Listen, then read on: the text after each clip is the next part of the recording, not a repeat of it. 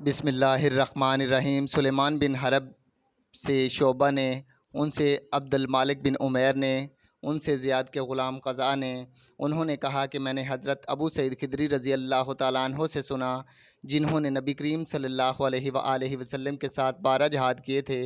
वो कहते थे कि मैंने 4 बातें आपसे सुनी थीं, या ये कि वो ये 4 बातें नबी सल्लल्लाहु अलैहि वसल्लम से नकल करते थे और कहते थे कि ये बातें मुझे इंतहाई पसंद हैं।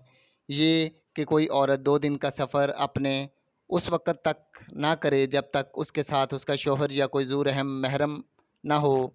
ना ईद उल फ़ितर और ईद उल अज़हा के रोज़े रखे जाएँ, ना असर की नमाज के बाद ग़ुरूब होने से पहले, और ना सुबह की नमाज सूरज निकलने से पहले कोई नमाज़ पढ़ी जाए, और ना 3 मसाजिद के सिवा किसी के लिए कुजावे बांधे जाएँ, मस्जिद हराम, मेरी मस्जिद और मस्जिद अक़सा।